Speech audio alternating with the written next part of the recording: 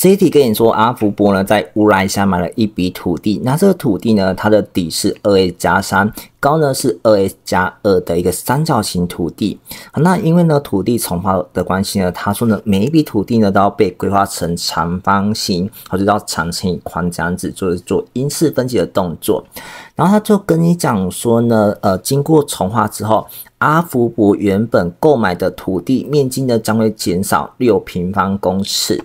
好，那如果 S 是66的话，那么请问阿福伯的土地经过重划之后，它的周长是几公尺？好，来，那我们在这里就先根据题呢去列示出来。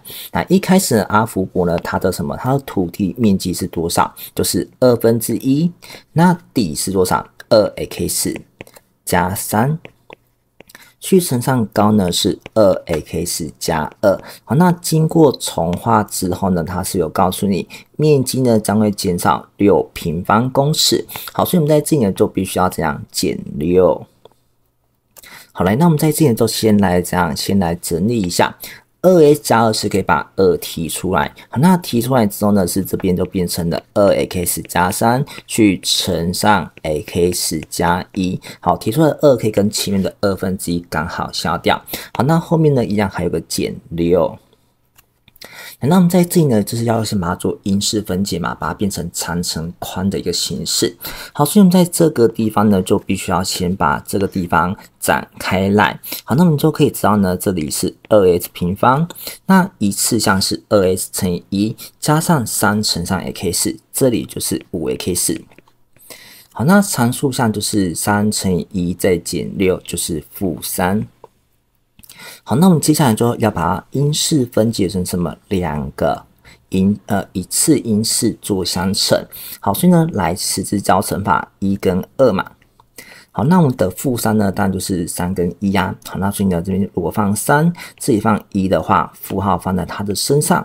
好，那你这时候呢，交叉相乘是可以得到-6加1就会等于-5，不对嘛？好，所以负号呢，我们放错人了，应该要放在哪里？1的身上才对。好，所以呢，这个地方呢就可以得到呢，它是6减1会等于5。好，所以我们因式分解得到的结果呢，就是 x 加3去乘上2x 减1。好，那我把这个给搬过来。所以我们在这里就把它整理成长乘以宽的一个形式。好，那题目想要问的是什么？周长。好，那周长呢，我们当然知道说就是长加宽再乘以2倍嘛。好，所以就是2倍的长加宽，那就是 x 加3再加上2x 减1。好，所以我们来整理一下，这边是2倍的什么？来，里面它是 3x 再加2。好，那乘进去可以得到是 6x 加4。来，那现在它是跟你说 x 等于66，那你就把它代入。好，那我就可以得到周长会等于多少？来，它会等于6乘上66再加4。好，那就是396加4，那是会等于400。好，那就是这一题的答案。